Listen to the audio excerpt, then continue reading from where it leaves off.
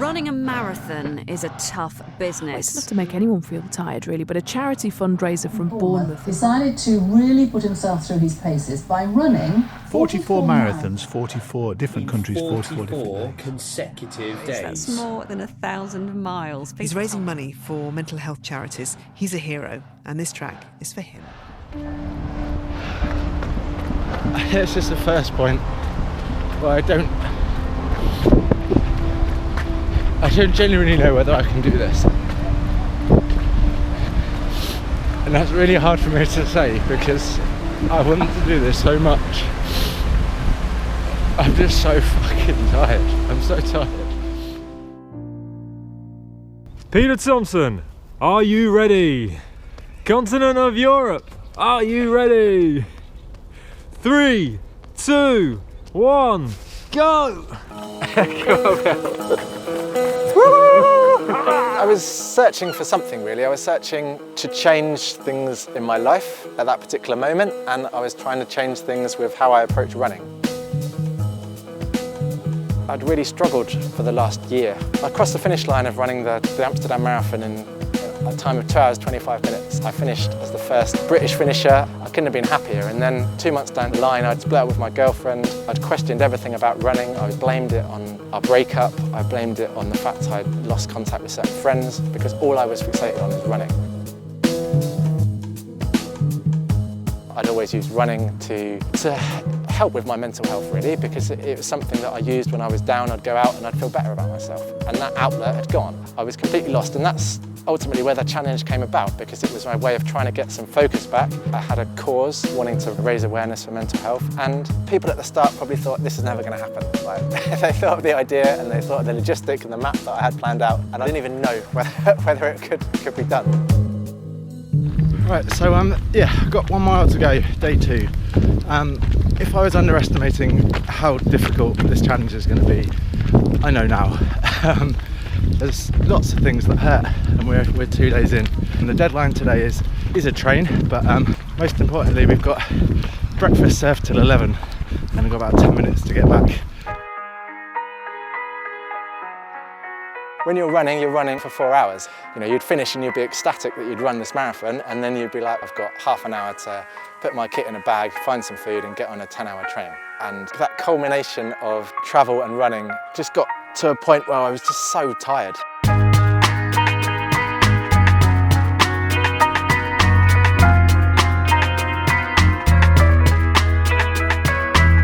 I'm just falling apart, you know, both physically and mentally. I don't want to get like this so early on, and you know, my foot is swollen up, my big toe is really sore, it's like infected. It just hurts to walk. My knee's really sore, it hurts to walk on, and the idea of going out there and running another marathon, yeah, it just fills me with dread, if I'm honest. There were so many different waves of emotion that aren't like real life.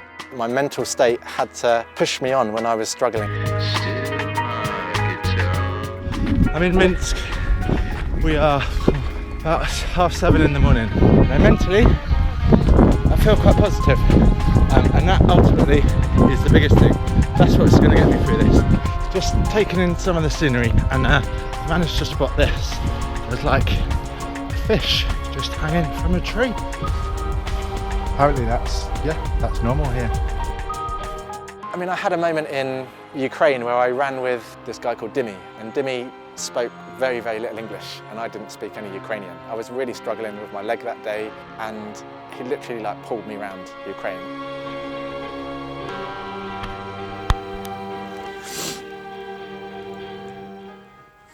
Okay, so I've just been out. I managed to do 10 miles. It's so cold, it's ridiculous. It is absolutely teeming it down. I was trying to find a park, I just can't find it. I was just lost out there.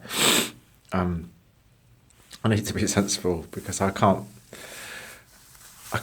you know, if I'd have stayed out there for another few hours, I'd just frozen. So, you know, it's still early. Maybe try and find a treadmill and go from there. I've been in Moldova. The marathon had gone wrong, so I ended up having to run on a treadmill. It meant I missed my original bus. So I got on the bus 4:30. That bus only went to the airport, so I got to the airport, then had to get a taxi from the airport in Romania, arrived at 3 o'clock, had to get up at 5 o'clock to start the marathon at 6, to finish at 10, to leave at 10:30, to then do a 10-hour train journey to Bulgaria. I'm in Bulgaria. I worked out within 35 hours, I travelled for 19 hours and run 2 marathons. Peter.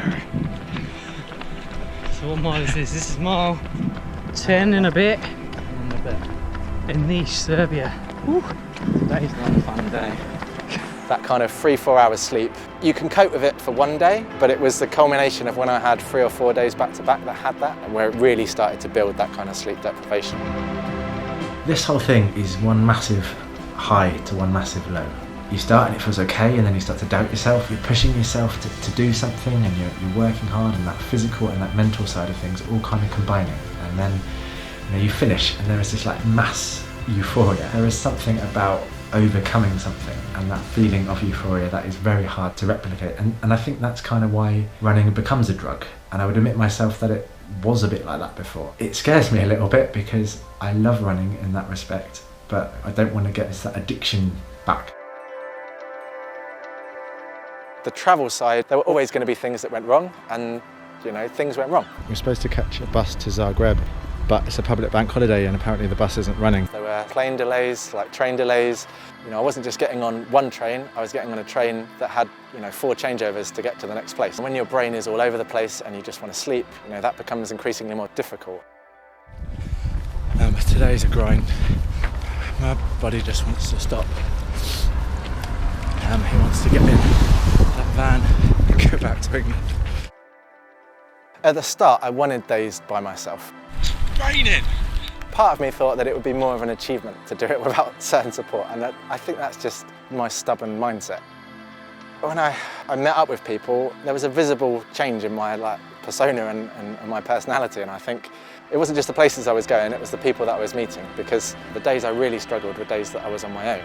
And everybody I think that came and joined in, they had their own reason for doing it. Some people opened up about their mental health problems to me whilst they were running, and other people said how they were inspired in different ways. So they were coming and they were really connected to the cause, and they were there because they wanted to be there, and they'd taken days off work, and clearly they'd spent a lot of time planning routes and stuff to try and make it happen. So yeah, went to some beautiful places, but the places and the things that I remember most fondly are the people that I met. The cavalry has arrived.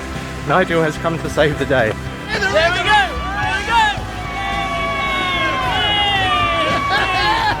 We're in Lisbon and it's hot. Andy, how are you guys feeling? Yeah, all right.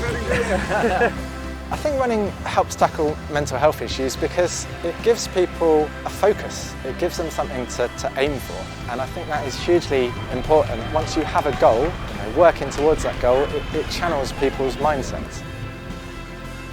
Yeah, my job is about working to connect people with social activities, so people who are socially isolated or who are lonely, to try and engage them in community activities, and yeah, to see people through my work who suffer, and I've had people that I've worked with that have committed suicide, and to see that happen to people and for them not to have a way out is an incredibly sad situation. How incredibly difficult must that be, to wake up and to not know whether you're going to feel happy or you're going to want to feel like you want to stay in bed for the rest of the day. To see that through work and other aspects of my life, it definitely spurred me on to want to do this. I just got out of bed today and I don't want to do this, but so many people want me to, and that's so hard. It's a very hard place to be, and I can cope with letting myself down. I don't think I can cope with letting other people down, and that's what makes it so hard. So hopefully I can turn it around today. Yeah. I think that mindset of a long distance runner, you have to be incredibly stubborn. I'm an incredibly stubborn person. I think it's as well just that mindset that you're not going to stop and there isn't an alternative. So when you're struggling, if you're thinking, well, I could stop, you're constantly battling with yourself to think, well, that's the option I can take. Whereas if you can have the mindset that that isn't an option, it doesn't even go into your brain. So it is just all about that finish line. San Marino's football stadium, or at least I think that's what it is. Here we are, day 30, getting ready for Rimini Marathon. The Vatican Marathon is killing me. I'm in Liechtenstein! This is unbelievable! This is like the best place in the world. And I get to run.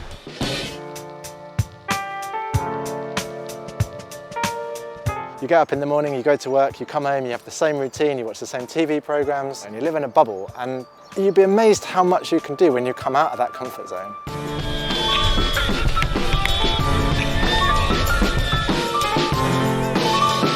Up at 5:30 this morning to start the run because we are flying to Iceland and the flight is quite early. You have to get up and get it done. So that's marathon 43 done.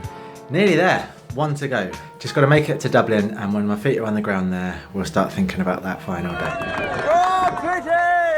I have a much better relationship with running now. I genuinely enjoy it. I don't wear a GPS watch. I go out and run because I want to go and run. But I feel like I've opened up a door to a world that I didn't know that existed, and I'm really excited by that.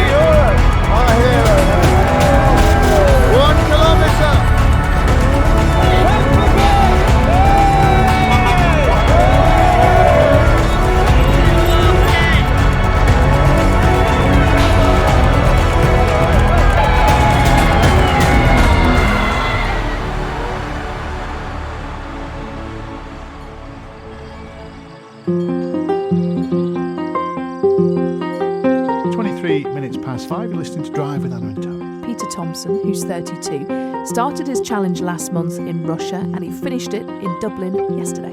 Well, he's raised almost £18,000 for mental health charities, and I spoke to him earlier. Peter, how do you feel? Feel amazing, really. It's a big relief as well. I'm surprised your legs have stopped moving. I know, it feels really weird to not have to go running today. Normally I'd be up and out the door and finish the road.